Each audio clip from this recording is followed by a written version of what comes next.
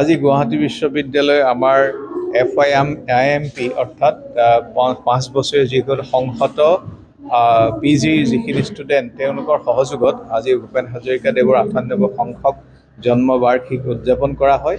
আৰু এই অনুষ্ঠানটো আজিকালি আমাৰ নতুন ল'ৰা ছোৱালী যিসকল তেওঁলোক নতুনকৈ আহিছে তেওঁলোকৰ সহযোগত যে ভূপেন হাজৰিকা স্মৃতি ৰোমন্থন কৰি গানে বাজনাৰে নৃত্যৰে এনেধৰণৰ বা আমাৰ চিত্ৰকলাৰে যিটো এটা পৰিৱেশ কলাৰ দ্বাৰা তেওঁলোকে পৰিৱেশন কৰিলে তাক দেখি মই অতিকৈ মই ইমপ্ৰেছ মোহান্বিত আৰু মই আশা কৰোঁ ভৱিষ্যতেও, কাৰণ ভূপেন হাজৰিকা হৈছে অসমৰ ৰাইজৰ হিয়াৰ আমঠু।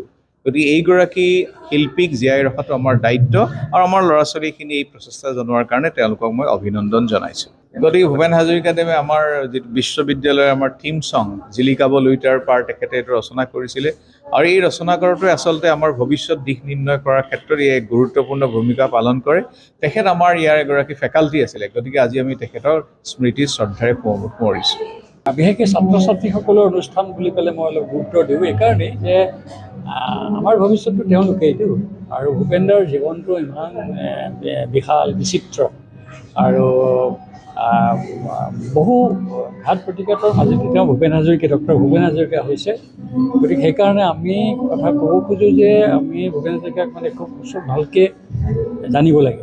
মই ব্যক্তিগতভাৱে খুব ওচৰৰ পৰা পাইছিলোঁ, কিন্তু ভূপেন হাজৰিকাৰ সংগ্ৰামী জীৱন, জাতিটোৰ কাৰণে যিটো ত্যাগ আৰু সেইটো জীৱন কেৱল জাতিটোৰ কাৰণে কাম কৰি গ'ল, মানুহৰ কাৰণে কাম কৰি গ'ল, বিশালতা, এই কথা বতৰাবিলাক মই যলৈকে যাওঁ ততেই কওঁ। গোটেই বিশ্ববিদ্যালয়ৰ ছাত্ৰ ছাত্ৰীসকলক এইকাৰণেই কৈছোঁ, তেওঁ আপকামিং, ইংৰাজীত ক'লে আপকামিং জেনেৰেশ্যনটো, তেওঁলোকে গৱেষণা কৰিব, তেওঁলোকে কাইলৈ চাকৰি তাকৰি কৰি বিভিন্ন ধৰণৰ ফিল্ডত ওলাই যাব।